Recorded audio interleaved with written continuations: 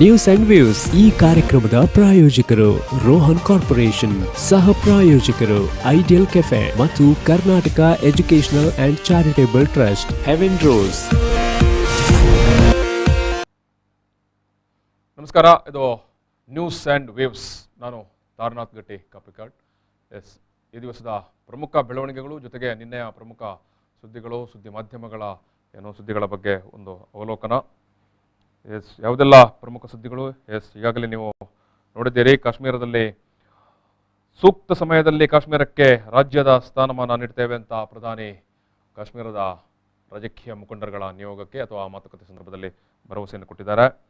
ಜೊತೆಗೆ ಭಾರಿ ಆತಂಕದ ವಿಚಾರವೊಂದನ್ನು ಕೇಂದ್ರ ಸರ್ಕಾರದ ಇಲಾಖೆ ಬಿಡುಗಡೆ ಮಾಡಿರುವಂಥದ್ದು. ಶಿಕ್ಷಣಕ್ಕೆ ಸಂಬಂಧಿಸಿದಾಗೆ ಸುಮಾರು 30 ಲಕ್ಷ ಮಕ್ಕಳು ಆನ್ಲೈನ್ ಶಿಕ್ಷಣದಿಂದ ವಂಚಿತರಾಗಿದ್ದಾರೆ ಅನ್ನೋ ವಿಚಾರ ಕೂಡ ಈಗ ನಮ್ಮ ಮುಂದೆ ಇದೆ. ಸೊ ಅದು ಕೂಡ ಏನಂತ ನೋಡೋಣ. ಜೊತೆಗೆ ನಾನು ಬಹುಮುಖ್ಯವಾಗಿ ಇನ್ನೊಂದು ವಿಚಾರ ನಮ್ಮ ಮುಂದೆ ಇದೆ. ಇದು ಎಲ್ಲರಿಗೂ ಸ್ವಲ್ಪ ಪ್ರಯೋಜನ ಆಗಬಹುದು ಅನ್ನೋ ಕಾರಣಕ್ಕಾಗಿ ನಾವು ಈ ವಿಚಾರವನ್ನು ಎತ್ಕೊಂಡಿದ್ದೇವೆ. ಸುರತ್ಕಲ್ನ ಒಬ್ಬ ಆಟೋ ಚಾಲಕರೊಬ್ಬರಿಗೆ ಸರ್ಕಾರ ಈ ಒಂದು ಲಾಕ್ಡೌನ್ನ ಸಮಯದಲ್ಲಿ ಬೇರೆ ಬೇರೆ ಪರಿಹಾರಗಳನ್ನು ನೀಡಿದೆ.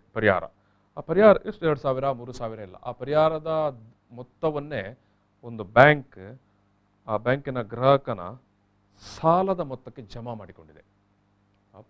ಲಾಕ್ಡೌನ್ ಟೈಮಲ್ಲಿ ಬದುಕಿಕೊಳ್ಳಿ, ಊಟ ಮಾಡಿಕೊಳ್ಳಿ ಅಂತ ಸರ್ಕಾರ ಸಣ್ಣ ಪರಿಹಾರ ಕೊಟ್ಟರೆ ಅದನ್ನೇ ಬ್ಯಾಂಕ್ ತನ್ನ ಖಾತೆಗೆ ಲೋನ್ ಅಕೌಂಟ್ಗೆ ಜಮಾ ಮಾಡಿಕೊಂಡಿದೆ. ಈ ವಿಷಯವನ್ನು ನಾನು ಮೊದಲಾಗಿ ಮಾತಾಡ್ತೇನೆ.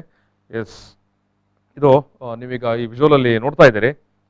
ಇವರು ಬಶೀರ್ ಮಂಗಳೂರಿನ ಸುರತ್ಕಲ್ನ ಕುಳಾಯಿಯ ನಿವಾಸಿ. ಸದ್ಯಕ್ಕೆ ಇವರು ಸೂರಿಂಜೆಯಲ್ಲಿ ವಾಸ ಮಾಡ್ತಾ ಇದ್ದಾರೆ.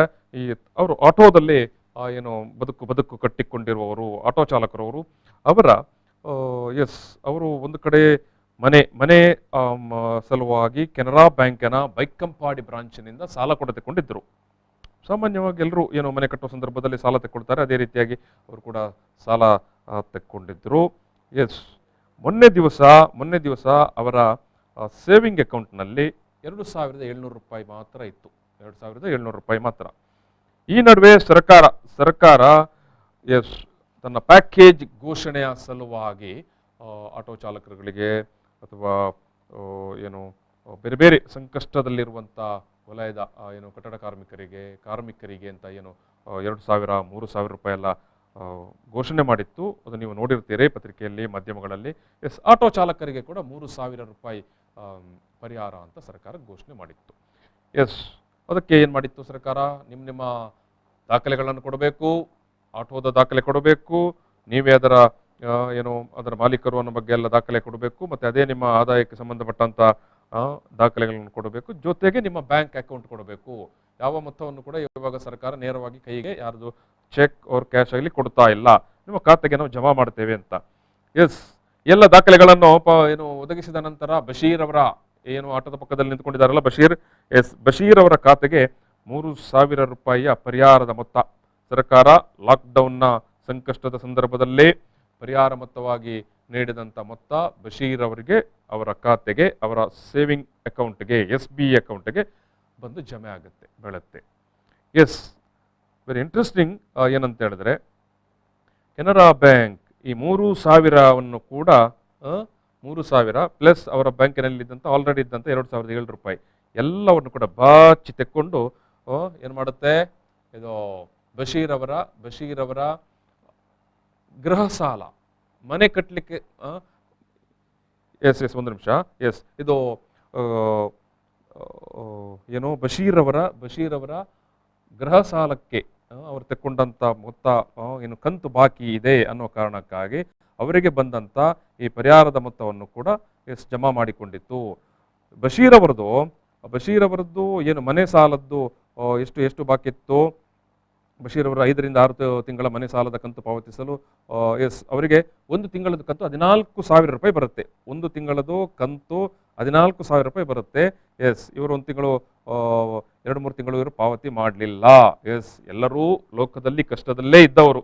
ಕೆಲಸ ಇಲ್ಲ, ಉದ್ಯೋಗ ಇಲ್ಲ, ವ್ಯವಹಾರ ಇಲ್ಲ, ಓಡಾಟ ಇಲ್ಲ, ಆಟೋ ಇಲ್ಲ, ಟ್ಯಾಕ್ಸಿ ಇಲ್ಲ. ಇಂಥ ಸಂದರ್ಭದಲ್ಲಿ ಬಶೀರ್ ಅವರು ಕೂಡ ಸ್ವಾಭಾವಿಕವಾಗಿ ಅವರು ಪೇ ಮಾಡಲಿಲ್ಲ.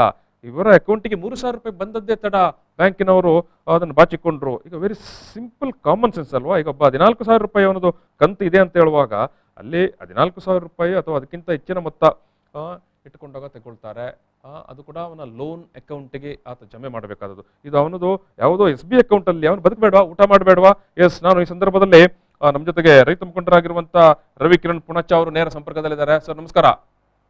ನಮಸ್ತೆ. ನಮಸ್ತೆ ತಾರನಾಥ್ ಅವರೇ. ಎಸ್, ಈಗ ಈ ವಿಚಾರ ಈಗಾಗಲೇ ಏನು ಸಾಮಾಜಿಕ ಮಾಧ್ಯಮದಲ್ಲಿ ಕೂಡ ಸಾಕಷ್ಟು ಇದಾಗಿದೆ, ಜನ ನೋಡಿದ್ದಾರೆ, ಮಾತಾಡಿದ್ದಾರೆ.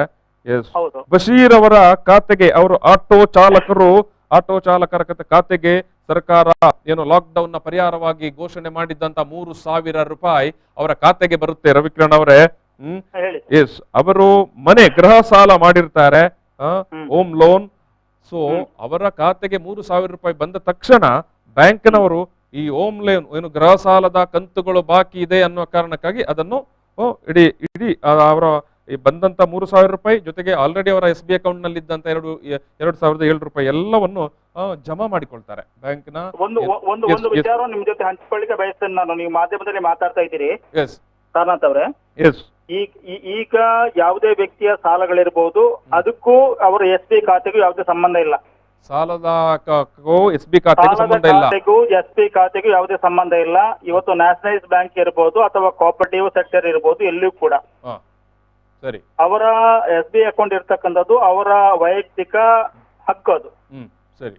ಇವತ್ತು ರಾಜಕಾರಣಿಗಳಿಗೆ ಏನಾದ್ರು ತೊಂದರೆ ಆದ್ರೆ ಹಕ್ಕುಚ್ಯುತಿ ಮಂಡನೆ ಮಾಡ್ತಾರೆ. ಆದ್ರೆ ಇವತ್ತು ಸಾಮಾನ್ಯ ಜನತೆಗೆ ಹಕ್ಕುಚ್ಯುತಿ ಆಗ್ತಾ ಇದೆ. ಬಹುಶಃ ಬಶೀರ್ನವರ ಅಕೌಂಟಿಗೆ ಬಂದಿರತಕ್ಕಂತ ಪರಿಹಾರವನ್ನ ಆ ಬ್ಯಾಂಕಿನವರು ಅವರ ಸಾಲದ ಖಾತೆಗೆ ಜಮಾ ಮಾಡಿಕೊಂಡಿರ್ತಕ್ಕಂಥದ್ದು ಅಕ್ಷಮ್ಯ. ಯಾವುದೇ ವ್ಯಕ್ತಿಗೆ ಎಷ್ಟೋ ಸಾಲ ಇರಬಹುದು, ಎಷ್ಟೋ ಸಾಲ ಇದ್ರೂ ಕೂಡ ಅವರ SB ಅಕೌಂಟ್ ಅಥವಾ ಏನು ಚಾಲಿತ ಇದು ಅಕೌಂಟ್ ಇದೆ, ಅದು ಅವರ ಸ್ವಯಂ ನಿರ್ಧಾರದ ಮೇಲೆ ಇರತಕ್ಕಂತ ಅವರ ಹಕ್ಕು ಅದು. ಆದ್ರಿಂದ ಇವತ್ತು ಬಶೀರ್ ಅವರ ಸಾಲದ ಖಾತೆಗೆ ಅವರಿಗೆ ಬಂದಂತ ಪರಿಹಾರವನ್ನ ಜಮೆ ಮಾಡಿರ್ತಕ್ಕಂಥದ್ದು ಅಕ್ಷಮ್ಯ. ಆ ಬ್ಯಾಂಕಿನವರು ಅದಕ್ಕೆ ಪರಿಹಾರವಾಗಿ ಕೂಡ ಅವರ ಖಾತೆಗೆ, ಸಾಲದ ಖಾತೆಗೆ ಹಣವನ್ನು ತುಂಬಿಸಬೇಕು. ಅವರ ಖಾತೆಗೆ ಬಂದಿರತಕ್ಕಂತ ಪರಿಹಾರ ಧನವನ್ನು ಅವ್ರಿಗೆ ಕೊಡ್ಬೇಕು.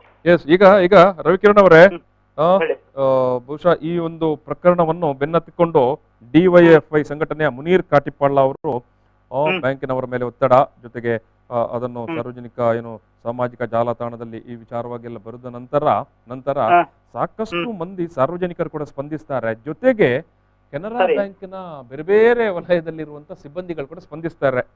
ಹೌದು, ಈ ಕಷ್ಟ ಕಾಲದಲ್ಲಿ ನಾವು ಹೀಗೆ ಮಾಡಬಾರದಿತ್ತು ಅಂತ ಅವರಿಗೆ ಒಂದು ಗಿಲ್ಟಿ ಫೀಲಿಂಗ್ ಕಾಡಿತ್ತು. ಮತ್ತೆ ಎಸ್, ನೀವು ಹೇಳಿದಾಗೆ ಆ ಮೊತ್ತವನ್ನು ಅವರ ಏನು SB ಅಕೌಂಟ್ಗೆ ತಿರುಗಿ ಹಾಕಿದ್ರು. ಈಗ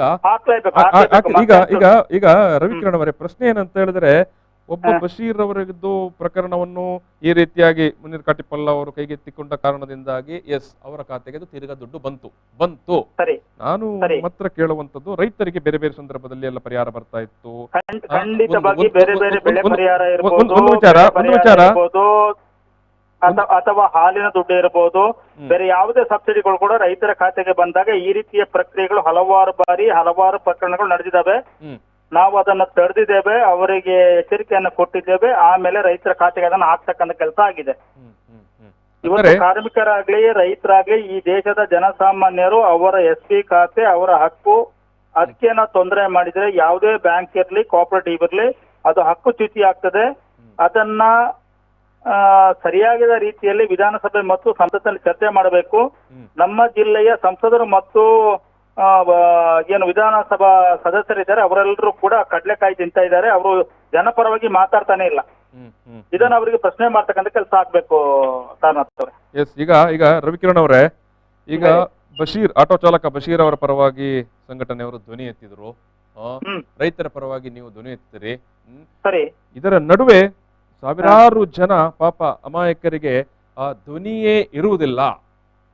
ಅವರಿಗೆ ಬಂದಂತ ಪರಿಹಾರಗಳನ್ನೆಲ್ಲ ಈ ರೀತಿಯ ಅಲ್ಲಿ ಇಲ್ಲಿಯ ಲೋನ್ ಇದೆ ಅಂತ ಹೇಳಿಕೊಂಡು ಅದಕ್ಕೆ ಜಮಾ ಮಾಡಿಕೊಳ್ಳುವಂತ ಪ್ರಸಂಗಗಳಾದ್ರೆ ಅವರ ಪರವಾಗಿ ಯಾರು ಮಾತನಾಡುವವರು? ಈಗ ಧ್ವನಿ ಎತ್ತಲಿಕ್ಕೆ ಆಗದವನಿಗೆ ಅಥವಾ ಸಾಮಾಜಿಕ ಜಾಲತಾಣದಲ್ಲಿ ಬರೆದುಕೊಳ್ಳಿಕ್ಕೆ ಆಗದೇ ಇರುವವನಿಗೆ ಅವನ ಕತೆ ಏನು ಅಂತ ಬ್ಯಾಂಕ್ಗಳು ಈ ರೀತಿ ಮಾಡಿದರೆ ಇಲ್ಲ, ಒಂದು ಸ್ಪಷ್ಟ ಹೇಳ್ತೀನಿ.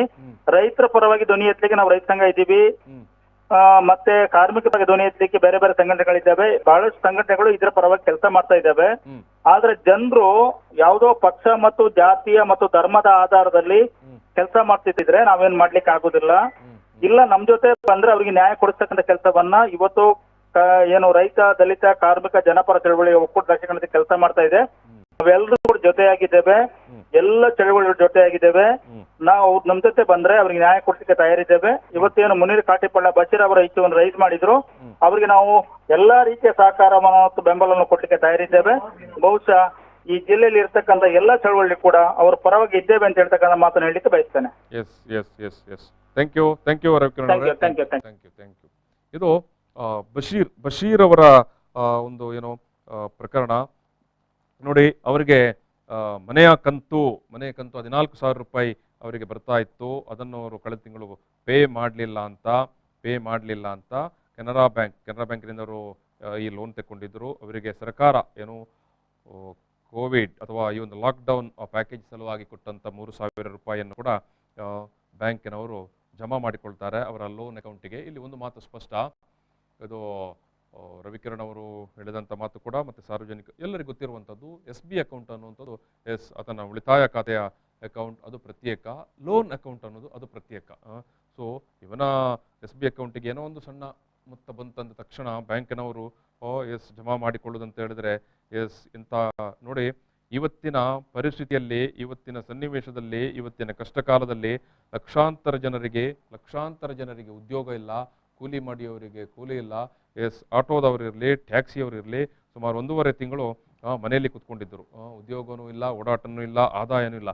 ಸೊ ಇಂತಹ ಸಂದರ್ಭದಲ್ಲೇ ಬ್ಯಾಂಕಿನವರ ಈ ನಡೆ ಇದೆ ಅಲ್ವಾ, ಈ ಒಂದು ಅವರ ಮೂವ್ ಅದನ್ನು ಯಾರು ಕೂಡ ಒಪ್ಪಿಕೊಳ್ಳುವಂಥದ್ದಲ್ಲ. ಈಗ ಸರ್ಕಾರ ಏನು ಇವರ ಕೈಯಲ್ಲಿ ಕ್ಯಾಶ್ ಕೊಡೋದಿಲ್ಲ, ಚೆಕ್ ಅದು ಕೊಡೋದಿಲ್ಲ, ಬ್ಯಾಂಕ್ ಅಕೌಂಟ್ಗೆ ಹಾಕುತ್ತೆ. ಸೊ ಬ್ಯಾಂಕ್ ಅಕೌಂಟ್ಗೆ ಹಾಕಿದ ತಕ್ಷಣ ಅದನ್ನು ಯಾವುದೋ ಲೋನ್ಗೆ ಜಮಾ ಮಾಡೋದು ಅನ್ನುವುದು ಯಾಕಂದ್ರೆ ನಾನು ಈ ವಿಚಾರವನ್ನು ಕೂಡ ಇವತ್ತು ಮಾತಾಡಿದ್ದು ಯಾಕಂತ ಹೇಳಿದ್ರೆ ಸಾರ್ವಜನಿಕರಿಗೆ ಗೊತ್ತಾಗಬೇಕು. ಇವತ್ತು ಈ ರೀತಿಯ ಪರಿಹಾರದ ಮೊತ್ತ ರಾಜ್ಯ ಸರ್ಕಾರ ಘೋಷಣೆ ಮಾಡಿರುವಂತಹ ಪರಿಹಾರದ ಮೊತ್ತ ಸಣ್ಣ ಮೊತ್ತನೇ ಇರಬಹುದು. ಯಾಕಂತ ಹೇಳಿದ್ರೆ ಕೂಲಿಕಾರರು ಕೇಳಿದ್ರು, ಕಟ್ಟಡ ಕಾರ್ಮಿಕರು ಕೇಳಿದ್ರು, ನಮಗೆ ತಿಂಗಳಿಗೆ 10,000 ರೂಪಾಯಿ ಪರಿಹಾರ ಕೊಟ್ಟು ಬಿಡಿ ಸಾಕು ಅಂತ. ಆದರೆ ಸರ್ಕಾರ 3,000, 2,000 ಈ ರೀತಿಯ ಪರಿಹಾರ ಘೋಷಣೆ ಮಾಡಿದೆ. ಏನೇ ಆ ಪರಿಹಾರ ಈಗ ಒಂದಷ್ಟು ಜನಕ್ಕೆ ಸಿಗ್ತಾ ಉಂಟು. ಅಂತಹ ಸಂದರ್ಭದಲ್ಲಿ ಆ ಪರಿಹಾರ ಮೊತ್ತವನ್ನು ಕೂಡ ಬ್ಯಾಂಕಿನವರು ಯಾವುದೋ ಸಾಲಕ್ಕೆ ವಸೂಲಿ ಮಾಡಿಕೊಂಡ್ರೆ ಇವರು ಮನೆಯಲ್ಲಿ ಊಟ ಮಾಡೋದು ಬೇಡವಾ? ಇವರ ಮನೆಯಲ್ಲಿ ಮಕ್ಕಳು ಇರ್ತಾರೆ, ವಯಸ್ಕರು ಇರ್ತಾರೆ. ಅವರ ದಿನನಿತ್ಯದ ಏನು ಊಟೋಪಚಾರ, ಔಷಧಿ, ಸ್ಕೂಲ್ ಮಕ್ಕಳಿದ್ದಾರೆ, ಮಕ್ಕಳದು ಏನು ಅವರಿಗೆ ಬೇಕಾದಂತಹ ಪುಸ್ತಕ ಮತ್ತೊಂದು ಇನ್ನೊಂದು ವಿಚಾರಕ್ಕೆ ಅಂತ ಬದುಕಲಿಕ್ಕೆ ಅಂತ ದುಡ್ಡು ಬೇಕಾಗೋದಿಲ್ವಾ? ಹಾಕಿರುವಂತ 2-3 ಸಾವಿರ ರೂಪಾಯಿಯನ್ನು ಕೂಡ ಬ್ಯಾಂಕಿನವರು ಜಮಾ ಮಾಡಿಕೊಂಡ್ರೆ ಈ ಪ್ರಕರಣದಲ್ಲಿ, ಬಶೀರ್ ಅವರ ಪ್ರಕರಣದಲ್ಲೇ ಈ ಪ್ರಕರಣವನ್ನು ಮುನೀರ್ ಕಾಟಿಪಳ್ಳ ಅವರು ಇದನ್ನು ಸಾಮಾಜಿಕ ಜಾಲತಾಣದಲ್ಲಿ ಹಾಕಿದ ನಂತರ ಸ್ವತಃ ನಂತರ ಬ್ಯಾಂಕಿನವರಿಗೆ ಕೂಡ ಮಾತಾಡ್ತಾರೆ.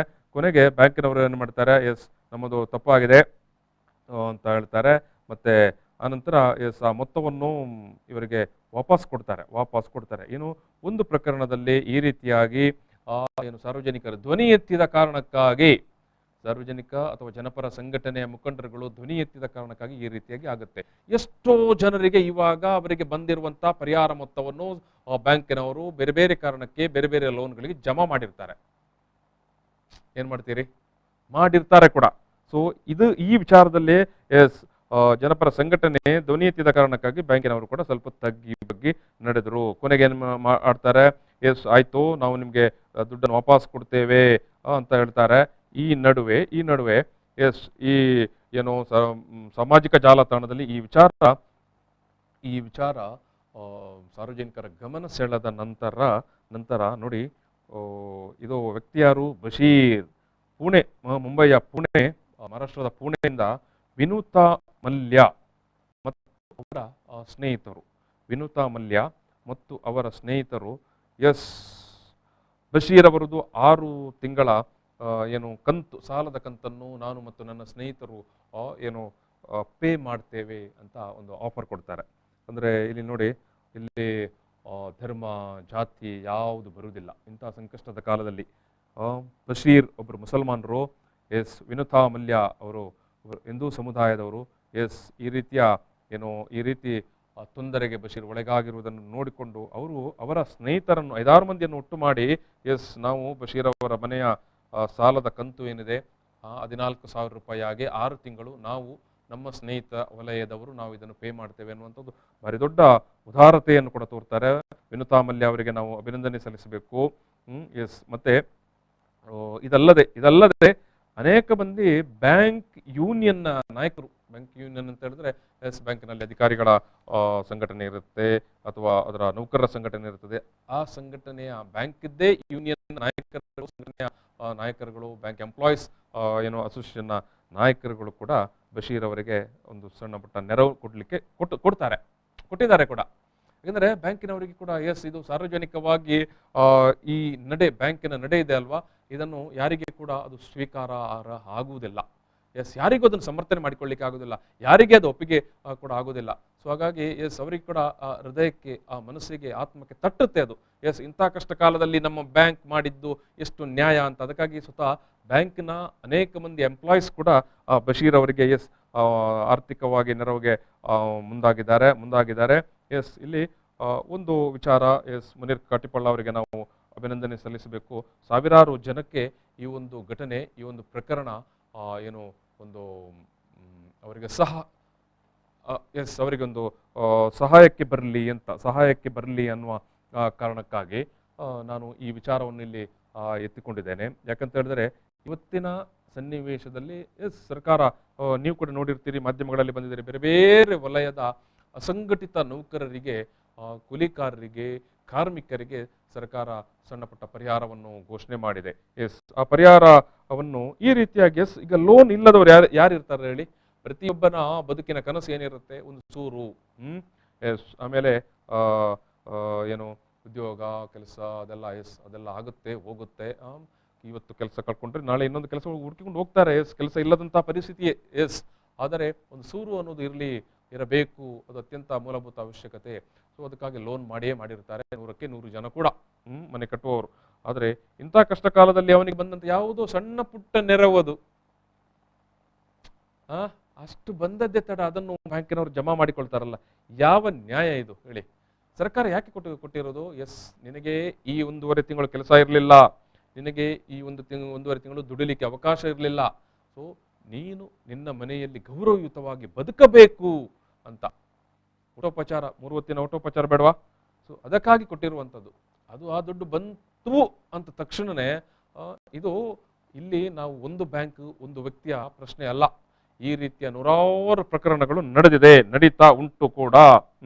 ಸೊ ಹಾಗಾಗಿ ಬ್ಯಾಂಕಿನಲ್ಲಿ ಕೂಡ ಅವಕಾಶ ಉಂಟು. ಎಸ್ ಕೆಲಸ ಇರಲಿಲ್ಲ, ಉದ್ಯೋಗ ಇರಲಿಲ್ಲ, ಅದು ಹೋಮ್ ಲೋನ್, ಗೃಹ ಸಾಲ ಇರ್ಬೋದು, ಇನ್ಯಾವುದೇ ಇರ್ಬೋದು, ನನಗೆ 6 ತಿಂಗಳಿಗೆ ಪೇ ಮಾಡಲಿಕ್ಕೆ ಆಗುದಿಲ್ಲ ಅಂತ ಹೇಳಿದರೆ ಎಸ್ ಬ್ಯಾಂಕಿನವ್ರು ಕೂಡ ಒಪ್ಪಿಕೊಳ್ತಾರೆ. ಇವತ್ತಿನ ಲಾಕ್ಡೌನ್, ಕಳೆದ ಬಾರಿಯ ಲಾಕ್ಡೌನ್ ಟೈಮಲ್ಲಿ ಕೂಡ ಸ್ವತಃ ಬ್ಯಾಂಕ್ಗಳೇ ಮೆಸೇಜ್ಗಳನ್ನು ಕಳಿಸ್ತಾ ಇತ್ತು, ನೀವು 1 ತಿಂಗಳು ಅಥವಾ 2 ತಿಂಗಳು ಪೇ ಮಾಡದಿದ್ರು ಎಸ್ ಮುಂದಿನ ಬಾರಿಗೆ ಅದನ್ನು ಮಾಡಿಕೊಳ್ಳುವಂತ. ಈ ಬಾರಿ ಕೂಡ ಬ್ಯಾಂಕ್ಗೆ ಹೋಗಿ ಯಾರು ಈ ರೀತಿಯ ಲೋನ್ದಾರರಿದ್ದಾರೆ, ಈ ರೀತಿಯ ಸಾಲ ತಗೊಂಡವರಿದ್ದಾರೆ, ಅವರು ಹೋಗಿ ಎಸ್ ನಮಗೆ 3-4 ತಿಂಗಳಿಗೆ ಪೇ ಮಾಡಲಿಕ್ಕೆ ಆಗುದಿಲ್ಲ ಅಂತ ಫಾರ್ಮ್ ಫಿಲ್ಅಪ್ ಮಾಡಿಕೊಂಡ್ರೆ ಬ್ಯಾಂಕ್ ಕೂಡ ಅದನ್ನು ಒಪ್ಪಿಕೊಳ್ಳುತ್ತೆ. ಆದರೆ ಈ ಆಟೋಮೆಟಿಕ್ ಸಿಸ್ಟಮ್ ಇದೆ ಅಲ್ಲ ಬ್ಯಾಂಕಿನವರು ಮಾಡಿಕೊಂಡದ್ದು, ಎಸ್ ಅದು ಲೋನ್ ಅಕೌಂಟಿಗೆ ದುಡ್ಡು ಬಂದಿದ್ದರೆ ಅದನ್ನು ಜಮಾ ಮಾಡಿದ್ದರೆ ಒಂದು ಮಾತು.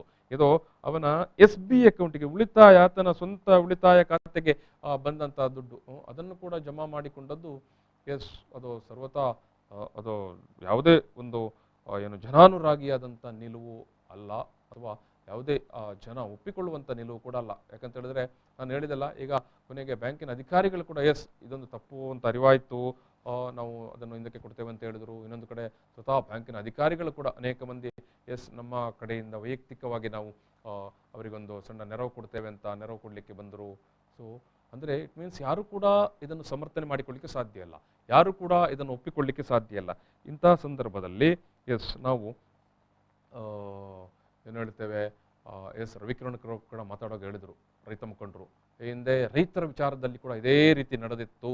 ರೈತರಿಗೆ ಸಣ್ಣ ಪುಟ್ಟ ಸಬ್ಸಿಡಿ ಮೊತ್ತಗಳು ಅಥವಾ ಸಣ್ಣ ಪುಟ್ಟ ನೆರವುಗಳು ಬಂದಾಗೆಲ್ಲ ಅದು ಯಾವುದೋ ಅವರು ಸಹಕಾರಿ ಬ್ಯಾಂಕಿನಲ್ಲಿ ಕೃಷಿ ಲೋನ್ ಮಾಡಿದ್ದು ಅಥವಾ ಬೇರೆ ಲೋನ್ ಮಾಡಿದ್ರು, ಆ ಲೋನ್ಗೆಲ್ಲ ಜಮಾ ಮಾಡಿಕೊಳ್ತಾ ಇದ್ರು. ಅಂತಿಮವಾಗಿ ನಾವು ಹೋರಾಟ ಮಾಡಿದ ನಂತರ ಅದನ್ನು ಸ್ಥಗಿತವಾಯಿತು ಅಂತ ಒಂದು ವ್ಯವಸ್ಥೆ ಅನ್ನು ಅಂಥ ಒಂದು ಸಂದರ್ಭದಲ್ಲಿ ಬ್ಯಾಂಕ್ಗಳು ಸ್ವಲ್ಪ ಮುನ್ನೆಚ್ಚರಿಕೆ ವಹಿಸಲಿಕ್ಕೆ ಆರಂಭಿಸಿದವು ಅಂತ.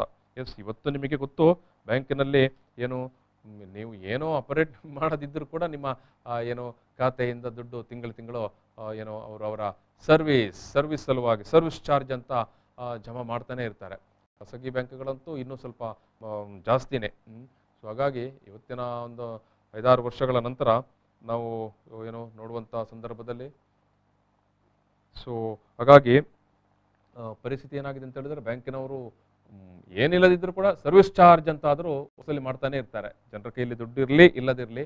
ಸೊ ಈ ಒಂದು ಘಟನೆ, ಬಶೀರ್ ಅವರ ಘಟನೆ, ಬಶೀರ್ ಅವರು ಏನೋ 10 ಜನರ ಹತ್ರ ಹೇಳಿಕೊಂಡ್ರು. ಹಾಗಾಗಿ ಇವತ್ತು 100 ಜನಕ್ಕೆ ಅದು ಪ್ರಯೋಜನಕ್ಕೆ ಬಂದಿದೆ, ಅರಿವಿಗೆ ಬಂದಿದೆ. ಮುನ್ನೆಚ್ಚರಿಕೆ ವಹಿಸಲಿಕ್ಕೆ ಸಾಧ್ಯವಾಗಿದೆ. ನೇರವಾಗಿ ಬ್ಯಾಂಕಿನ ಮ್ಯಾನೇಜರ್ ಹತ್ರ ಹೋಗಿ ಅವರು ಮಾತನಾಡಿ ವಿವಾದವನ್ನು ಇತ್ಯರ್ಥ ಮಾಡಿಕೊಳ್ಳುವಂಥ, ಅಥವಾ ಬ್ಯಾಂಕಿನಲ್ಲಿರುವಂಥ ಒಂದು ಪ್ರೊವಿಷನ್, ಮ್ಯಾನೇಜರ್ಗೆ ಒಂದು ಇನ್ ರೈಟಿಂಗಲ್ಲಿ ಅಥವಾ ಅಲ್ಲಿ ಒಂದು ಫಾರ್ಮ್ ಲಭ್ಯ ಇರುತ್ತೆ ಅಂತೆ.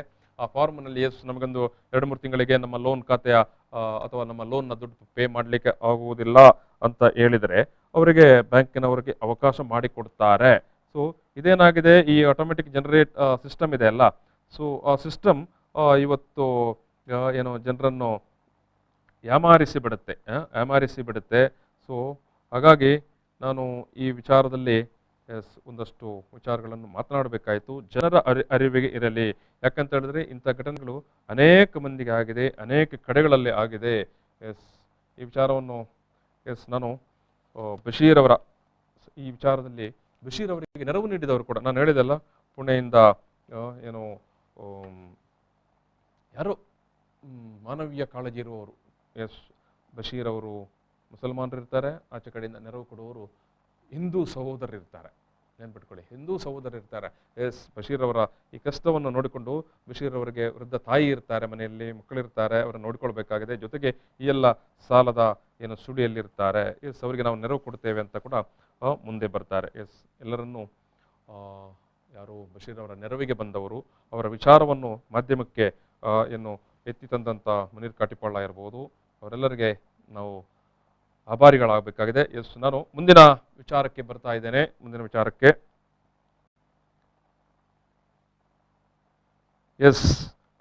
ಕಾಶ್ಮೀರಕ್ಕೆ ಜಮ್ಮು ಮತ್ತು ಕಾಶ್ಮೀರಕ್ಕೆ ಸೂಕ್ತ ಸಮಯದಲ್ಲಿ ಏನೋ ರಾಜ್ಯದ ಸ್ಥಾನಮಾನ ನೀಡ್ತೇವೆ ಅಂತ ಪ್ರಧಾನಿಯವರು ಹೇಳಿದ್ದಾರೆ.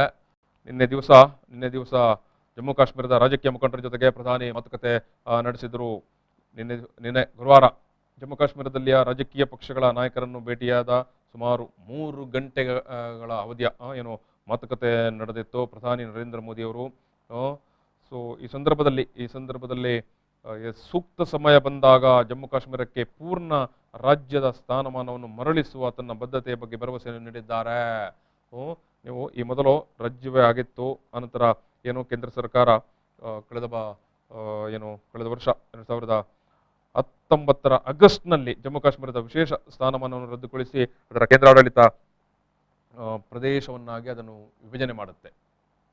ಜಮ್ಮು ಕಾಶ್ಮೀರ ಏನು ಸ್ವತಂತ್ರ ರಾಜ್ಯವಾಗಿ ಯಾವ ರೀತಿಯಾಗಿ ಕಾರ್ಯನಿರ್ವಹಿಸುತ್ತಿತ್ತೋ ಅದನ್ನು ಕಳೆದ 2019ರಲ್ಲಿ ಅದರ ರಾಜ್ಯದ ಸ್ಥಾನಮಾನವನ್ನು ರದ್ದು ಮಾಡಿ ಅದನ್ನು ಜಮ್ಮು ಮತ್ತು ಕಾಶ್ಮೀರ ಅಂತ ಪ್ರತ್ಯೇಕವಾಗಿ ಕೇಂದ್ರಾಡಳಿತ ಪ್ರದೇಶವಾಗಿ ಅದನ್ನು ಘೋಷಣೆ ಮಾಡಿ ಕೇಂದ್ರ ಸರ್ಕಾರ ತೀರ್ಮಾನಕ್ಕೆ ಬಂದಿತ್ತು. ಸೊ ಈ ವಿಚಾರವಾಗಿ ಆನಂತರ ಏನು ಬಹುತೇಕ ಜಮ್ಮು ಮತ್ತು ಕಾಶ್ಮೀರದ ರಾಜಕೀಯ ಮುಖಂಡರುಗಳನ್ನು ಗೃಹ ಬಂಧನದಲ್ಲಿ ಇರಿಸಲಾಗಿತ್ತು. ಸೊ ಈ ನಡುವೆ ಕೂಡ ಕಾಶ್ಮೀರದಲ್ಲಿ ಜಮ್ಮುವಿನಲ್ಲಿ ಸ್ಥಳೀಯ ನಾಗರಿಕರ ಸ್ಥಳೀಯ ಜನತೆಯ ಏನು ಪ್ರತಿಭಟನೆ ನಡೆದಿತ್ತು. ನಮ್ಮನ್ನು ಕೇಂದ್ರಾಡಳಿತ ಪ್ರದೇಶವನ್ನಾಗಿ ಮಾಡಬೇಡಿ, ಮರಳಿ ರಾಜ್ಯದ ಸ್ಥಾನಮಾನವನ್ನೇ ನೀಡಿ ಅಂತ. ಸೊ ಅದು ಇವತ್ತಿಗೆ ಕೂಡ ಆ ಕೂಗು ಮುಂದುವರೆದಿದೆ, ಇವತ್ತಿಗೆ ಕೂಡ. ಸೊ ಹಾಗಾಗಿ ಏನಾಗಿದೆ ಅಂತ ಹೇಳಿದ್ರೆ, ಒಂದು ಕಡೆಯಿಂದ ಬಿಜೆಪಿಗೆ ಕೂಡ ಜಮ್ಮು ಕಾಶ್ಮೀರದಲ್ಲಿ ಭಾರಿ ಕಷ್ಟದ ಪರಿಸ್ಥಿತಿ ಬಂದೊದಗಿದೆ. ಕೇಂದ್ರಾಡಳಿತ ಪ್ರದೇಶ ಮಾಡಿದಾಗ ಕೇಂದ್ರ ಸರ್ಕಾರ ಒಂದಷ್ಟು ಸಮರ್ಥನೆಗಳನ್ನು ಮಾಡಿಕೊಂಡಿತ್ತು. 370 ವಿಶೇಷ ಏನು ಸ್ಥಾನಮಾನದ ಒಂದು ವಿಚಾರವನ್ನು ರದ್ದು ಮಾಡಿದ್ದು ಮತ್ತು ಇನ್ನೂ ಅದು ಕೇಂದ್ರಾಡಳಿತ ಪ್ರದೇಶವಾಗಿರುವುದರಿಂದ ಸಂಪೂರ್ಣವಾಗಿ ಏನೋ ಕೇಂದ್ರದ ಸುಪರ್ದಿಯಲ್ಲಿ ಇರುತ್ತೆ, ಮತ್ತೆ ನಾವು ಅನೇಕ ಸುಧಾರಣೆಗಳನ್ನು ಮಾಡುತ್ತೇವೆ ಅನ್ನುವಂಥ ಬೇರೆ ಬೇರೆ ಬೇರೆ ಭರವಸೆಗಳನ್ನೆಲ್ಲ ಹೇಳಿಕೊಂಡು ಬಂದಿತ್ತು. ಮತ್ತು ಈ ಮೊದಲೇ ಏನು ಬಿಜೆಪಿ ಸರ್ಕಾರ ಅಥವಾ ಬಿಜೆಪಿ ತಾನು ಚುನಾವಣೆಯ ತನ್ನ ಪಾರ್ಲಿಮೆಂಟ್ ಚುನಾವಣೆ ಸಂದರ್ಭದಲ್ಲೆಲ್ಲ ಹೇಳಿಕೊಂಡು ಬಂದಂಥ ವಿಚಾರವನ್ನೇ ಏನು 370 ಆರ್ಟಿಕಲ್ ಅನ್ನು ನಾವು ರದ್ದು ಮಾಡ್ತೇವೆ, ವಿಶೇಷ ಸ್ಥಾನಮಾನವನ್ನು ನಾವು ಅಧಿಕಾರಕ್ಕೆ ಬಂದರೆ ರದ್ದು ಮಾಡುತ್ತೇವೆ ಅನ್ನೋಂಥ ವಿಚಾರವನ್ನು ಅನೇಕ ವರ್ಷಗಳಿಂದ ಬಿಜೆಪಿ ಹೇಳಿಕೊಂಡಿತ್ತು. ಸೊ ಹಾಗಾಗಿ ಅದನ್ನು ಅವರಿಗೆ ಜಾರಿ ಮಾಡುವ ಏನು ಜರೂರತ್ತು ಕೂಡ ಇತ್ತು. ಸೊ ಹಾಗಾಗಿ ಅದರ ರಾಜ್ಯದ ಸ್ಥಾನಮಾನವನ್ನೇ ರದ್ದು ಮಾಡಿ ಸೊ ಈ ಆರ್ಟಿಕಲ್ ಸ್ಪೆಷಲ್ ಪ್ರೊವಿಷನ್ ಅನ್ನು ಕೂಡ ರದ್ದು ಮಾಡುವಂತ ತೀರ್ಮಾನಕ್ಕೆ ಬಂದರು.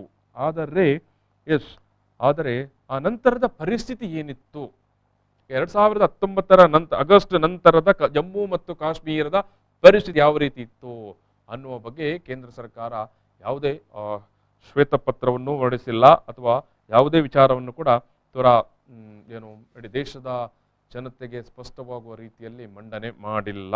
ಇದು ಕೂಡ ನಾವು ಗಮನಿಸಬೇಕು. ಯಾಕಂತ ಹೇಳಿದ್ರೆ ಕೇಂದ್ರದ ಈ ನಿಲುವು ಇದೆ ಅಲ್ವಾ, ಅಥವಾ ಈ ಒಂದು ನಿರ್ಧಾರದ ನಂತರ ಏನು ಜಮ್ಮು ಕಾಶ್ಮೀರದ ಒಳಗಡೆ ಉಂಟಾಗಿರುವಂತಹ ಆಂತರಿಕ ಬೆಳವಣಿಗೆಗಳು ಏನು ಏನಾಗ್ತಾ ಉಂಟು, ಅಲ್ಲಿ ಸಾಮಾಜಿಕ ಪರಿಸ್ಥಿತಿ ಏನು, ಈ ಎಲ್ಲ ವಿಚಾರದ ಬಗ್ಗೆ ಹೊರ ಜಗತ್ತಿಗೆ ಯಾಕಂತ ಹೇಳಿದ್ರೆ ಸ್ಪಷ್ಟವಾದ ಅಥವಾ ದೊಡ್ಡ ಮಟ್ಟದ ಮಾಹಿತಿಗಳು ಬರ್ತಾ ಇರಲಿಲ್ಲ. ತಿಂಗಳಾನ್ಗಟ್ಟಲೆ ಇಂಟರ್ನೆಟ್ ಬಂದ್ ಮಾಡಲಾಗಿತ್ತು. ಜನ ಯಾವುದೇ ರೀತಿಯ ಕಮ್ಯುನಿಕೇಶನ್ ಅಥವಾ ಯಾವುದೇ ಮಾಹಿತಿಗಳು ಹೊರಗೆ ಬರಬಾರದು ಅಂತ. ಇಟ್ ಮೀನ್ಸ್ ಅಲ್ಲಿ ಒಳಗಡೆ ರಾಜ್ಯದ ಒಳಗಡೆ ಆಂತರಿಕವಾದಂಥ ಏನು ತೀವ್ರವಾದ ಆಕ್ಷೇಪಗಳು ಇದೆ ಅನ್ನುವ ಕಾರಣಕ್ಕಾಗಿ ಇಂಟರ್ನೆಟ್ ಅನ್ನು ಕೂಡ ಬಂದ್ ಮಾಡಲಾಯಿತು ಕೂಡ. ಸೊ ಅಂತಿಮವಾಗಿ ಸ್ವಲ್ಪವೇ ತೆರೆದುಕೊಳ್ಳಲಾಯಿತು. ಆದರೆ ಈಗ ಕೂಡ ಪರಿಸ್ಥಿತಿ ಇಡೀ ಜಮ್ಮು ಮತ್ತು ಕಾಶ್ಮೀರ ಎರಡೂ ಭಾಗದ ಜನ ಕೂಡ ಇವತ್ತಿಗೆ ಕೂಡ ಕೇಳುವಂಥದ್ದು ನಮಗೆ ಮತ್ತೆ ರಾಜ್ಯದ ಸ್ಥಾನಮಾನವನ್ನೇ ಕೊಡಿ ಅಂತ. ಮತ್ತು ಜಮ್ಮು ಮತ್ತು ಕಾಶ್ಮೀರದ ಎಲ್ಲ ಪಕ್ಷಗಳು ಕೂಡ ಇದೇ ವಿಚಾರವನ್ನು ಅಲ್ಲಿ ಕೇಳ್ತಾ ಉಂಟು.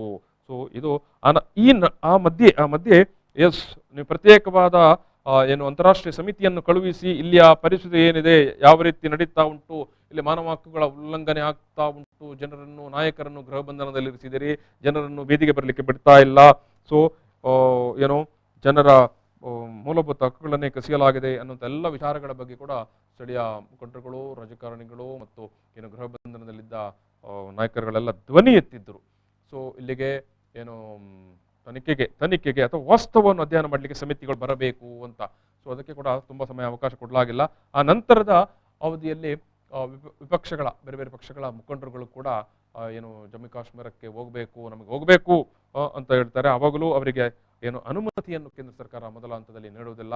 ಆನಂತರ ಅವರು ಪಟ್ಟು ಬಿಡದೆ ಈ ವಿಚಾರವನ್ನು ನಾವು ಪಾರ್ಲಿಮೆಂಟ್ನಲ್ಲಿ ರೈಸ್ ಮಾಡ್ತೇವೆ ಅಥವಾ ಕೋರ್ಟ್ನಲ್ಲಿ ಪ್ರಶ್ನೆ ಮಾಡುತ್ತೇವೆ ಅಂತ ಹೇಳುವ ಸಂದರ್ಭದಲ್ಲಿ ಆಯ್ದ ನಾಯಕರುಗಳಿಗೆ, ಪ್ರತಿಪಕ್ಷದ ನಾಯಕರುಗಳಿಗೆ ಜಮ್ಮು ಮತ್ತು ಕಾಶ್ಮೀರಕ್ಕೆ ಅವರಿಗೆ ಭೇಟಿ ಮಾಡುವ ಅವಕಾಶವನ್ನು ಮಾಡಿಕೊಡಲಾಯಿತು. ಅಂತಹ ಸಂದರ್ಭದಲ್ಲಿ ಆ ಸಮಿತಿ ಅಥವಾ ಆ ನಿಯೋಗದವರು ಹೋಗಿ ಬಂದವರು ಕೂಡ ತಿರ್ಗಾ ಡೆಲ್ಲಿಗೆ ಬಂದಾಗ ಹೇಳಿದ್ದರು, ಜಮ್ಮು ಕಾಶ್ಮೀರದಲ್ಲಿ ಪರಿಸ್ಥಿತಿ ಅತ್ಯಂತ ಯಾತನಾಮಯವಾಗಿದೆ ಅಂತ. ಕೇಂದ್ರ ಸರ್ಕಾರ ಅವರನ್ನು ಕೇಂದ್ರಾಡಳಿತ ಪ್ರದೇಶ ಅಂತ ಘೋಷಣೆ ಮಾಡಿದೆ, ಎಲ್ಲ ಭರವಸೆಗಳನ್ನು ನೀಡಿದೆ, ಆದರೆ ಯಾವ ಭರವಸೆಗಳು ಈಡೇರಿಲ್ಲ. ಜನ ಸುಖ ನೆಮ್ಮದಿಯಿಂದ ಅವರು ಅಲ್ಲಿ ವಾಸ ಮಾಡ್ತಾ ಇಲ್ಲ. ಪರಿಸ್ಥಿತಿ ಅತ್ಯಂತ ಆತಂಕಮಯವಾಗಿದೆ. ಜನರ ನೋವಿಗೆ, ಜನರ ಮಾತಿಗೆ ಸರ್ಕಾರ ಕಿವಿ ಕೊಡ್ತಾ ಇಲ್ಲ ಅನ್ನುವಂಥ ಅಭಿಪ್ರಾಯವನ್ನು ಜಮ್ಮು ಮತ್ತು ಕಾಶ್ಮೀರಕ್ಕೆ ಭೇಟಿ ನೀಡಿದಂಥ ಪ್ರತಿಪಕ್ಷಗಳ ನಿಯೋಗ ತಿರ್ಗಾ ಬಂದು ಹೇಳಿತ್ತು. ಅದರಲ್ಲಿ ಅನೇಕ ಪಕ್ಷಗಳ ಮುಖಂಡರುಗಳು ಅದರಲ್ಲಿ ಭಾಗಿಯಾಗಿದ್ದರು. ಆದರೂ ಕೂಡ ಕೇಂದ್ರ ಸರ್ಕಾರ ಅದಕ್ಕೆ ದೊಡ್ಡ ಮಟ್ಟದಲ್ಲಿ ತಲೆಬಿಸಿ ಮಾಡಿಕೊಳ್ಳಿಲ್ಲ. ಸೊ ಈ ಎಲ್ಲ ವಿಚಾರಗಳ ನಡುವೆ ಏನಾಯ್ತು, ಇದೀಗ ಗೃಹ ಬಂಧನದಲ್ಲಿದ್ದಂಥ ಮುಖಂಡರುಗಳನ್ನೆಲ್ಲ ಅವರಿಗೆ ಬಿಡುಗಡೆ ಮಾಡಿದ ನಂತರ ಕೂಡ ಅಲ್ಲಿಯ ಅಷ್ಟೂ ಪಾರ್ಟಿಗಳ ಅಭಿಪ್ರಾಯ ಏನಂತ ಹೇಳಿದ್ರೆ ನಮಗೆ ಮತ್ತೆ ರಾಜ್ಯದ ಸ್ಥಾನಮಾನವೇ ಬೇಕು ಅಂತ. ಸೊ ಈ ಮಧ್ಯೆ ಅಲ್ಲಿ ಬಿಜೆಪಿಗೆ ಕೂಡ ಬಿಜೆಪಿಯ ಅಸ್ತಿತ್ವಕ್ಕೆ ಭಾರಿ ದೊಡ್ಡ ತೊಂದರೆ ಆಗುವಂತ ಪ್ರಶ್ನೆಗಳು ಕೂಡ ಎದುರಾಗಿದೆ. ಯಾಕಂತ ಹೇಳಿದ್ರೆ ಜನ ಸಾರಾಸಾಗಟವಾಗಿ ಬಿಜೆಪಿಯನ್ನು ತಿರಸ್ಕರಿಸುವಂತ ಘಟನೆಗಳು ಕೂಡ ಜಮ್ಮು ಮತ್ತು ಕಾಶ್ಮೀರದಲ್ಲಿ ನಡೆಯಿತು. ಎಸ್, ನಿಮ್ಮ ನಿಲುವು ಸರಿ ಇಲ್ಲ ಅಂತ. ಸೊ ಈ ಎಲ್ಲ ಹಿನ್ನೆಲೆಯಲ್ಲಿ ತಕ್ಕ ಮಟ್ಟಿಗೆ ಈಗ ಸರ್ಕಾರ ಸ್ಪಂದನೆ ಮಾಡಲಿಕ್ಕೆ ಆರಂಭಿಸಿದೆ. ಇದರ ಮೊದಲ ಹಂತವಾಗಿ ಜಮ್ಮು ಕಾಶ್ಮೀರದ ಎಲ್ಲ ಪ್ರಮುಖ ರಾಜಕೀಯ ಪಕ್ಷಗಳ ನಾಯಕರುಗಳನ್ನು ಪ್ರಧಾನಿಯವರು ಮಾತುಕತೆಗೆ ಕರೆದರು. ನಿನ್ನೆ ದಿವಸ 3 ತಾಸುಗಳ ಮಾತುಕತೆ ನಡೆದಿದೆ. ಮೆಲ್ಲ ಇವಾಗ ಪ್ರಧಾನಿಯವರು ಭರವಸೆ ಕೊಡ್ತಾ ಇದ್ದಾರೆ, ಜಮ್ಮು ಮತ್ತು ಕಾಶ್ಮೀರದ ಜನರಿಗೆ ಸೂಕ್ತ ಸಮಯದಲ್ಲಿ ರಾಜ್ಯದ ಸ್ಥಾನಮಾನವನ್ನು ಮತ್ತೆ ಕೊಡುತ್ತೇವೆ ಅಂತ. ನಾನು ಒಂದು ಸಣ್ಣ ಬ್ರೇಕ್ ತಗೊಳ್ತೇನೆ. ಬ್ರೇಕ್ ನಂತರ ಈ ಮಾತುಕತೆಯನ್ನು ಮತ್ತೆ ಮುಂದುವರಿಸ್ತೇನೆ. ನ್ಯೂಸ್ ಅಂಡ್ ವ್ಯೂಸ್ ಈ ಕಾರ್ಯಕ್ರಮದ ಪ್ರಾಯೋಜಕರು ರೋಹನ್ ಕಾರ್ಪೊರೇಷನ್, ಸಹ ಪ್ರಾಯೋಜಕರು ಐಡಿಯಲ್ ಕೆಫೆ ಮತ್ತು Karnataka educational and charitable trust, Heaven rose.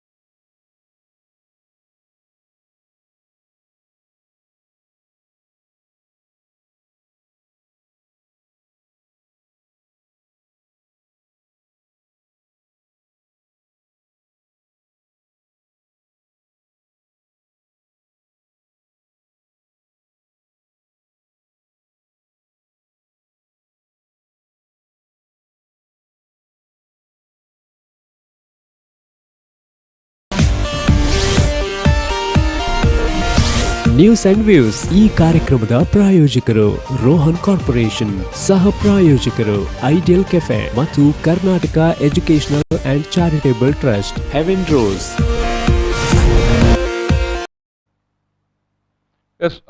News and views ಅನ್ನು ಮತ್ತೆ ಮುಂದುವರಿಸಿದ್ದೇನೆ. ನಾವು ಆನ್ಲೈನ್ ಶಿಕ್ಷಣಕ್ಕೆ ಸಂಬಂಧಪಟ್ಟ ಹಾಗೆ ಕಳೆದ ಲಾಕ್ಡೌನ್ ನಂತರದಿಂದ ನಮ್ಮ ವ್ಯವಸ್ಥೆಗಳು, ಶೈಕ್ಷಣಿಕ ವ್ಯವಸ್ಥೆಗಳೆಲ್ಲವೂ ಈ ಒಂದು ಆನ್ಲೈನ್ ಶಿಕ್ಷಣಕ್ಕೆ ಆದ್ಯತೆ ಕೊಟ್ಟಿತ್ತು ಮತ್ತು ಆಯ್ತು ಕೂಡ. ನಮಗೆ ಶಾಲೆಗಳನ್ನು ಓಪನ್ ಮಾಡಲಿಕ್ಕೆ ಆಗಲಿಲ್ಲ. ತಜ್ಞರುಗಳು, ಶೈಕ್ಷಣಿಕ ಸಲಹೆಗಾರರು, ಜೊತೆಗೆ ಶೈಕ್ಷಣಿಕ ಚಿಂತಕರೆಲ್ಲ ಹೇಳಿದರು ಸ್ಕೂಲ್ಗಳನ್ನು ಓಪನ್ ಮಾಡಿ, ಮಕ್ಕಳಿಗೆ ಏನು ತೊಂದರೆ ಆಗೋದಿಲ್ಲ ಅಂತ. ಆದರೂ ಕೂಡ ನಮ್ಮ ಸರ್ಕಾರಗಳು, ನಮ್ಮನ್ನು ಆಳುವವರು ದೊಡ್ಡ ಮಟ್ಟಕ್ಕೆ ಅದನ್ನು ಕಿವಿಗೆ ಹಾಕಿಕೊಳ್ಳಿಲ್ಲ. ಸೊ ಕಳೆದ ಇಡೀ 1 ವರ್ಷ ಮಕ್ಕಳಿಗೆ ಪ್ರಾಥಮಿಕ, ಪೂರ್ವ ಪ್ರಾಥಮಿಕ, ಪ್ರೌಢಶಾಲಾ ಮಕ್ಕಳಿಗೆ ಶಾಲೆಗಳೇ ಇಲ್ಲದಂಥ ಅಥವಾ ಶಾಲೆಗಳ ಬಾಗಿಲೇ ಮುಚ್ಚಿದಂಥ ಪರಿಸ್ಥಿತಿ ಎದುರಾಯಿತು. ಸೊ ಆನ್ಲೈನ್ ತರಗತಿಗಳು ನಡೆದವು.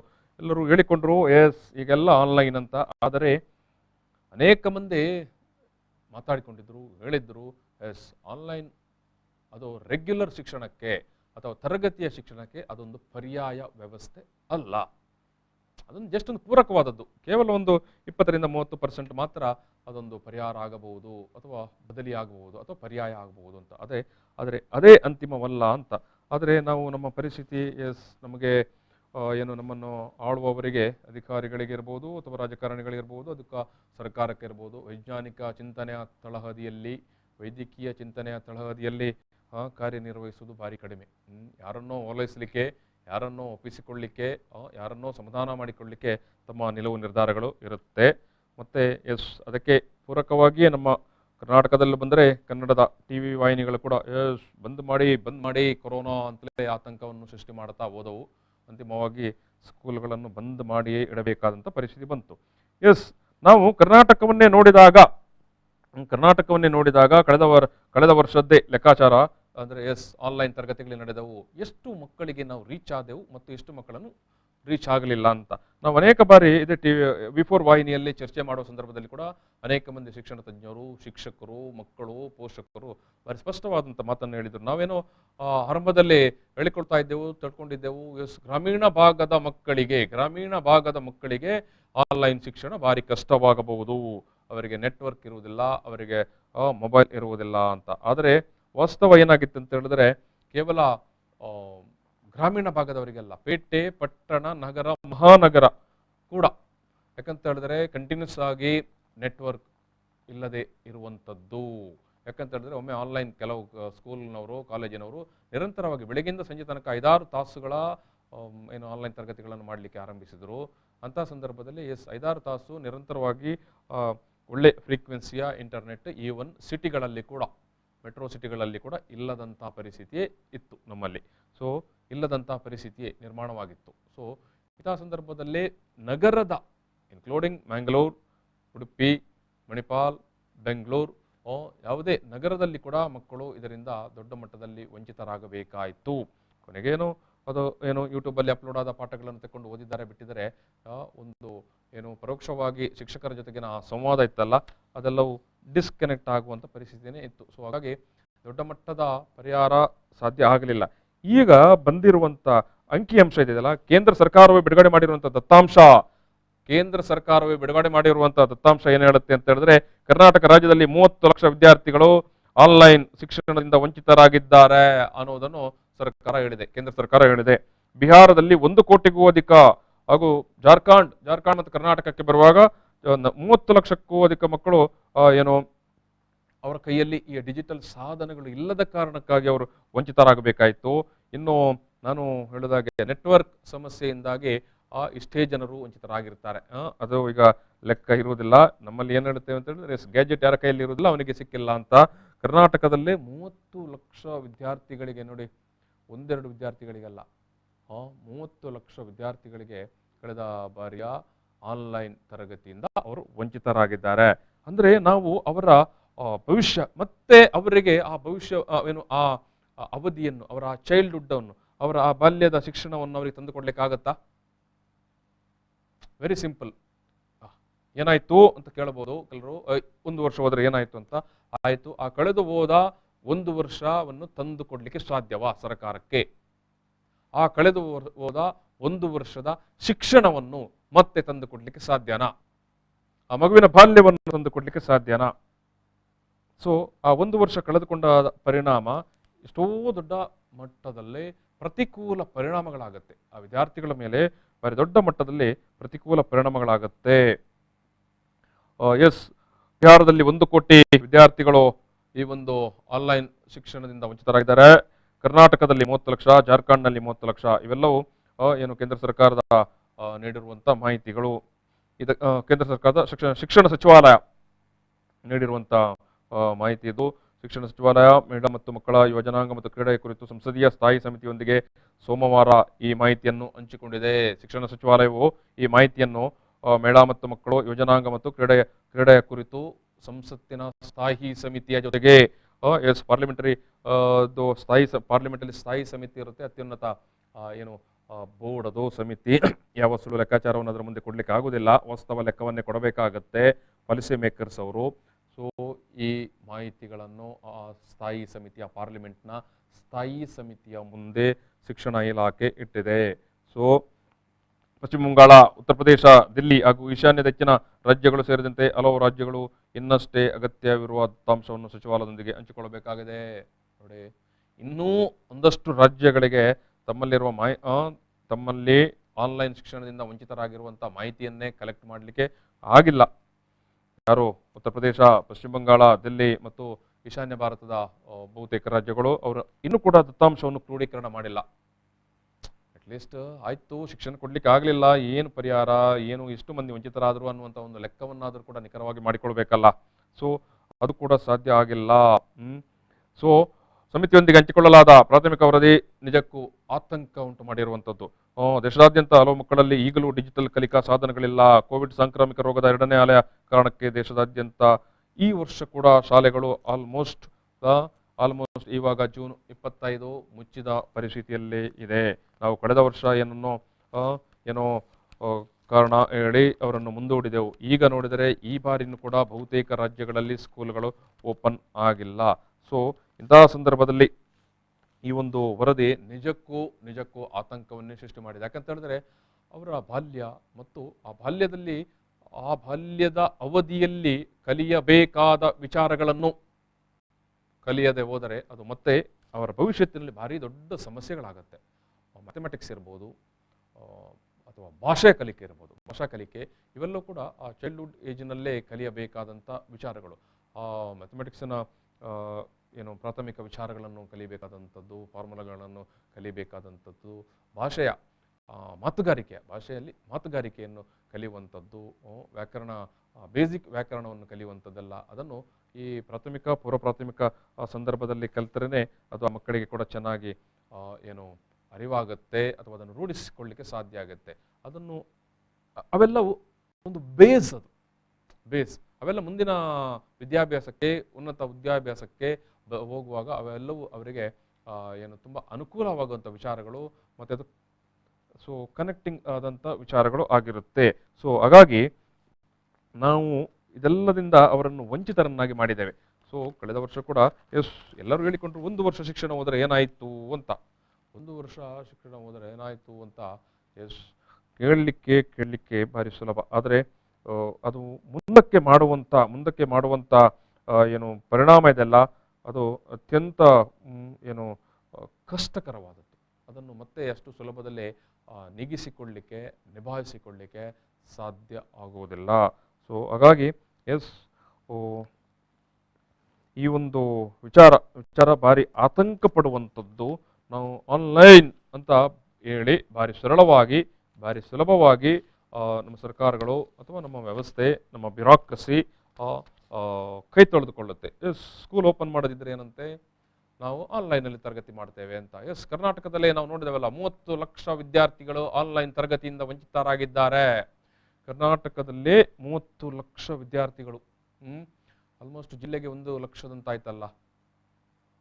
ಆಲ್ಮೋಸ್ಟ್ ಕರ್ನಾಟಕದ 30 ಜಿಲ್ಲೆಗಳ ಪೈಕಿ 30 ಲಕ್ಷ ಜನಕ್ಕೆ ನಾವು ಆನ್ಲೈನ್ ಶಿಕ್ಷಣದಿಂದ ವಂಚಿತರಾದರು ಅಂತ ಹೇಳಿದ್ರೆ, ಸರಾಸರಿ ಅವರೇಜ್ ನೋಡೋದಿದ್ರೆ ಒಂದೊಂದು ಜಿಲ್ಲೆಯಲ್ಲಿ 1 ಲಕ್ಷದಷ್ಟು ವಿದ್ಯಾರ್ಥಿಗಳು ಈ ಒಂದು ಆನ್ಲೈನ್ ಶಿಕ್ಷಣದಿಂದ ವಂಚಿತರಾದರು ಅನ್ನೋದು ಇಲ್ಲಿ ಲೆಕ್ಕ. ದಕ್ಷಿಣ ಕನ್ನಡ ಮತ್ತು ಉಡುಪಿಯಲ್ಲಿ ಪರಿಸ್ಥಿತಿ ತಕ್ಕ ಮಟ್ಟಿಗೆ ಅನುಕೂಲಕರ ಆಗಿರಬಹುದು. ಆದರೂ ಕೂಡ ಗ್ರಾಮೀಣ ಭಾಗದ ಅನೇಕ ವಿದ್ಯಾರ್ಥಿಗಳಿಗೆ ಆನ್ಲೈನ್ಗೆ ಅಟೆಂಡ್ ಆಗಲಿಕ್ಕೆ ಆಗಿಲ್ಲ. ಇದು ದಕ್ಷಿಣ ಕನ್ನಡದಲ್ಲಿ ಕೂಡ ನಮಗೆ ಗೊತ್ತಿರುವಂಥದ್ದು. ಬೆಳ್ತಂಗಡಿ, ಪುತ್ತೂರು, ಸುಳ್ಯದಂಥ ಗ್ರಾಮೀಣ ಭಾಗದಲ್ಲೂ ಮತ್ತು ಅಲ್ಲೂ ಕೂಡ ತೀರಾ ಅರಣ್ಯಕ್ಕೆ ಹತ್ತಿರವಾಗಿರುವಂಥ ಪ್ರದೇಶದ ಮಕ್ಕಳಿಗೆ ಮತ್ತು ತುಂಬ ಕಡು ಬಡತನದಲ್ಲಿರುವಂಥದ್ದು ಆ ಮಕ್ಕಳಿಗೆ, ಇನ್ನು ಉಡುಪಿಯ ಕುಂದಾಪುರ, ಮಾಸಬೆಲು ಅಥವಾ ಕುಂದಾಪುರದ ಅರಣ್ಯ ತಪ್ಪಲಿನಲ್ಲಿರುವಂಥ ಪ್ರದೇಶದ ಜನರಿಗೆ, ಬೈಂದೂರು ಭಾಗದಲ್ಲಿ ತುಂಬ ಮಕ್ಕಳಿಗೆ ಪಾಲುದಾರಿಕೆ ಪಡೀಲಿಕ್ಕೆ ಆಗಲಿಲ್ಲ. 2 ಕಾರಣ. ಒಂದು, ಇಂಟರ್ನೆಟ್ ಇಲ್ಲ. ಮತ್ತೊಂದು ಕಡೆ ಅವರಿಗೆ ಬೇಕಾದಂಥ ಮೊಬೈಲ್, ಒಳ್ಳೆಯ ಕ್ವಾಲಿಟಿ ಮೊಬೈಲ್ ಇಲ್ಲದೇ ಇರುವುದರಿಂದ ಒಂದಷ್ಟು ಸ್ವಯಂ ಸೇವಾ ಸಂಘಟನೆಗಳು, NGOಗಳು ಮಕ್ಕಳಿಗೆ ಟ್ಯಾಬ್ ಕಲೆಕ್ಟ್ ಮಾಡಿಕೊಡುವಂಥದ್ದು, ಮೊಬೈಲ್ ಕಲೆಕ್ಟ್ ಮಾಡಿಕೊಡುವಂಥ ಕೆಲಸಗಳನ್ನು ಎಲ್ಲ ಮಾಡಿವೆ. ಎಸ್, ಅದು ತಕ್ಕ ಮಟ್ಟಿಗೆ ಏನು ಒಂದು ಸಣ್ಣ ಮಟ್ಟಿಗೆ ಪರಿಣಾಮ ಬೀರಿದೆ. ಆದರೆ ನಾವು ನೋಡ್ತಾ ಇರುವಂಥ ಲೆಕ್ಕ ಮಾತ್ರ ಎಸ್ ತೀರಾ ಆತಂಕವಾದಂಥದ್ದು. ಇದು ಸುಮ್ಮನೆ ಲೆಕ್ಕ ಅಲ್ಲ, ಇದು ಸರ್ಕಾರ, ರಾಜ್ಯ ಸರ್ಕಾರನೇ ಸಮೀಕ್ಷೆ ಮಾಡಿ, ಅಳತೆ ಮಾಡಿ, ತೂಕ ಮಾಡಿ ಕೊಟ್ಟಿರುವಂಥ ಲೆಕ್ಕ. ಪಾರ್ಲಿಮೆಂಟ್ಗೆ ಸಲ್ಲಿಕೆ ಮಾಡಿರುವ ಶಿಕ್ಷಣ ಸಚಿವಾಲಯಕ್ಕೆ ಸಲ್ಲಿಕೆ ಮಾಡಿರುವಂಥ, ಕೇಂದ್ರ ಶಿಕ್ಷಣ ಸಚಿವಾಲಯಕ್ಕೆ ಸಲ್ಲಿಕೆ ಮಾಡಿರುವಂಥ ಲೆಕ್ಕ. ಆ ಶಿಕ್ಷಣ ಸಚಿವಾಲಯನೇ ಪಾರ್ಲಿಮೆಂಟ್ನ ಸ್ಥಾಯಿ ಸಮಿತಿಗೆ ಈ ಒಂದು ಲೆಕ್ಕವನ್ನು ಕೊಟ್ಟಿದೆ. ಬಿಹಾರದಲ್ಲಿ 1 ಕೋಟಿ ಮಕ್ಕಳಿಗೆ ಸಾಧ್ಯ ಆಗಿಲ್ಲ. ಲೆಕ್ಕ ಮಾಡಿ, 1 ಕೋಟಿ ಮಕ್ಕಳಿಗೆ, ಒಂದು ರಾಜ್ಯದ 1 ಕೋಟಿ ಮಕ್ಕಳಿಗೆ ಆನ್ಲೈನ್ ಕ್ಲಾಸ್ ಅಟೆಂಡ್ ಮಾಡಲಿಕ್ಕೆ ಆಗಿಲ್ಲ ಅಂತ ಹೇಳಿದ್ರೆ ಪರಿಸ್ಥಿತಿ ಏನು ಅಂತ. ನಾವು ಡಿಜಿಟಲ್ ಇಂಡಿಯಾ ಬಗ್ಗೆ ಮಾತಾಡ್ತೇವೆ, ನಾವು 21ನೇ ಶತಮಾನದ ಬಗ್ಗೆ ಮಾತಾಡ್ತೇವೆ, ನಾವು ಸೂಪರ್ ಪವರ್ ಬಗ್ಗೆ ಮಾತಾಡ್ತೇವೆ, ವಿಶ್ವ ಗುರುವಿನ ಬಗ್ಗೆ ಮಾತಾಡ್ತೇವೆ, ನಾವು ಎಲ್ಲದರ ಬಗ್ಗೆ ಮಾತಾಡ್ತೇವೆ, ನಾವು ಎಲ್ಲದರ ಬಗ್ಗೆ ಮಾತಾಡ್ತೇವೆ. ಮತ್ತೆ ಈ ಹಿಂದೆ ನಮ್ಮಲ್ಲಿ ಎಲ್ಲವೂ ಇತ್ತು ಅಂತಲೂ ಮಾತಾಡ್ತೇವೆ. ಆದರೆ ನಮ್ಮ ನಡುವೆ ಇರುವಂತ ಏನು ವಿದ್ಯಾರ್ಥಿಗಳಿಗೆ ಈ ರೀತಿಯ ತೊಂದರೆ ಆಗಿದೆ. ಇದು ಸರಿಪಡಿಸಲಾಗದ ಸಮಸ್ಯೆ. ಎಸ್, ಈ ಬಾರಿ ಆದರೂ ಸ್ಕೂಲ್ ಓಪನ್ ಆದರೆ ತಕ್ಕ ಮಟ್ಟಿಗೆ ಪರಿಸ್ಥಿತಿ ಸುಧಾರಣೆ ಆಗ್ಬೋದು. ಎಸ್, ನಾನು ಮುಂದಿನ ವಿಚಾರಕ್ಕೆ ಬರ್ತೇನೆ. ವಾರಾಂತ್ಯದ ಕರ್ಫ್ಯೂ ಜನರಲ್ಲಿ ಕೂಡ ಒಂದಷ್ಟು ಗೊಂದಲಗಳಿತ್ತು ವಾರಾಂತ್ಯದ ಕರ್ಫ್ಯೂ ಬಗ್ಗೆ.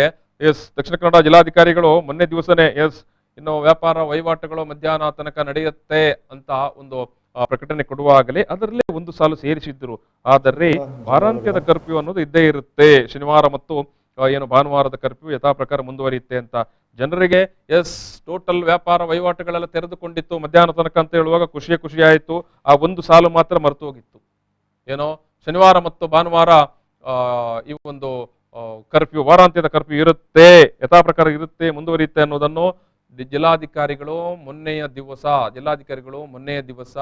ಏನೋ ಮಧ್ಯಾಹ್ನ ತನಕ ವ್ಯಾಪಾರ ವಹಿವಾಟಿಗೆ ಸಡಿಲಿಕೆ ಅಂತ ಘೋಷಣೆ ಮಾಡುವ ಸಂದರ್ಭದಲ್ಲೇ ಈ ವಿಚಾರವನ್ನು ಕೂಡ ಪ್ರಸ್ತಾಪ ಮಾಡಿದ್ರು. ಆದರೆ ನಮಗೆ ಒಟ್ಟು ತೆರೆದುಕೊಳ್ಳುವ ಸಂದರ್ಭದಲ್ಲೇ ನಾವು ಆ ಒಂದು ಸಾಲನ್ನು ಮರೆತು ಬಿಟ್ಟಿದ್ದೆವು. ಹೌದು, ವಾರಾಂತ್ಯದ ಕರ್ಫ್ಯೂ. ಇದೀಗ ಮತ್ತೆ ಜಿಲ್ಲಾಧಿಕಾರಿ ಅವರು ನೆನಪು ಮಾಡಿದ್ದಾರೆ. ಸಾಟರ್ಡೆ ಸಂಡೇ, ಶನಿವಾರ ಮತ್ತು ಭಾನುವಾರ ಈ ವಾರಾಂತ್ಯದ ಕರ್ಫ್ಯೂ ಯಥಾ ಪ್ರಕಾರ ಮುಂದುವರಿಯುತ್ತದೆ ಅಂತ ಹೇಳಿದ್ದಾರೆ. ಈ ಕರ್ಫ್ಯೂ ಯಥಾ ಪ್ರಕಾರ ಮುಂದುವರಿಯುತ್ತದೆ ಅಂತ ಮತ್ತೆ ನೆನಪು ಮಾಡಿದ್ದಾರೆ. ಏನು ಹೇಳಿದ್ದಾರೆ? ದಕ್ಷಿಣ ಕನ್ನಡ ಜಿಲ್ಲೆಯಲ್ಲಿ ವಾರಾಂತ್ಯದ ಕರ್ಫ್ಯೂ ಜಾರಿ. ವಾರಾಂತ್ಯದ ಕರ್ಫ್ಯೂನಲ್ಲಿ ಸಂಪೂರ್ಣ ಲಾಕ್ಡೌನ್ ಇರಲಿದೆ. ಸಂಪೂರ್ಣವಾದಂತಹ ಲಾಕ್ಡೌನ್ ಇರಲಿದೆ. ಸೊ ಹಾಗಾಗಿ ಶುಕ್ರವಾರ ಸಂಜೆ 7ರಿಂದ ಅಂದ್ರೆ ಈ ದಿವಸ 7 ಗಂಟೆಯಿಂದ ಸಂಪೂರ್ಣವಾದಂತಹ ಲಾಕ್ಡೌನ್ ಇರುತ್ತೆ. ಅದು ಯಾವಾಗ? ಸೋಮವಾರ ಬೆಳಿಗ್ಗೆ 7 ಗಂಟೆ ತನಕ. ಶುಕ್ರವಾರ ಅಂದ್ರೆ ಈ ದಿವಸ ಸಂಜೆ 7 ಗಂಟೆಯಿಂದ ಸೋಮವಾರ ಮುಂಜಾನೆ 7 ಗಂಟೆಯ ತನಕ ಈ ಒಂದು ವಾರಾಂತ್ಯದ ಕರ್ಫ್ಯೂ, ವೀಕೆಂಡ್ ಕರ್ಫ್ಯೂ ಮುಂದುವರಿಯುತ್ತೆ. ಏನೆಲ್ಲ ಇರುತ್ತೆ ಅಂತ ಹೇಳಿದ್ರೆ ದಾಖಾ ಜಿಲ್ಲೆಯಾದ್ಯಂತ ಮಿಲ್ಕ್ ಸಪ್ಲೈ ಅದು ಯಥಾ ಪ್ರಕಾರ ಇರುತ್ತೆ. ಆಸ್ಪತ್ರೆಗಳಿಗೆ ಬರುವಂತ ವಿಚಾರಕ್ಕೆ ಯಾವುದೇ ಸಮಸ್ಯೆ ಇರುವುದಿಲ್ಲ. ಸರ್ಕಾರದ ಕೆಲವು ಕಚೇರಿಗಳು, ಅಗತ್ಯ ಕಚೇರಿಗಳು ತೆರೆದಿರುತ್ತೆ. ಉಳಿದಂತೆ ಯಾವುದೇ ವ್ಯಾಪಾರ ವಹಿವಾಟು, ಜನಸಂಚಾರ, ಓಡಾಟಕ್ಕೆ ಅವಕಾಶ ಇರುವುದಿಲ್ಲ ಅನ್ನುವುದನ್ನು ಜಿಲ್ಲಾಧಿಕಾರಿಗಳು ಸ್ಪಷ್ಟಪಡಿಸಿದ್ದಾರೆ. ಮತ್ತು ಇತರ ಯಾವುದೇ ಚಟುವಟಿಕೆಗಳಿಗಾಗಿ ಕೂಡ ಜನ ಓಡಾಡಬಾರದು ಅಂತ ಜಿಲ್ಲಾಧಿಕಾರಿಗಳು ಮನವಿ ಕೂಡ ಮಾಡಿದ್ದಾರೆ. ಸೊ ಕೋವಿಡ್ ನಿಯಂತ್ರಣದ ಹಿನ್ನೆಲೆಯಲ್ಲಿ ಕೋವಿಡ್ ಚೈನ್ ಬ್ರೇಕ್ ಮಾಡಬೇಕಿದ್ರೆ ಇದನ್ನು ಪಾಲನೆ ಮಾಡಬೇಕು ಅಂತ ಜಿಲ್ಲಾಧಿಕಾರಿಗಳ ಮನವಿ. ನಾನು ಈ ಒಂದು ನ್ಯೂಸ್ ಆ್ಯಂಡ್ ವ್ಯೂಸ್ ಅನ್ನು ಇಲ್ಲಿ ಸಮಾಪನ ಮಾಡ್ತಾ ಇದ್ದೇನೆ. Thank you.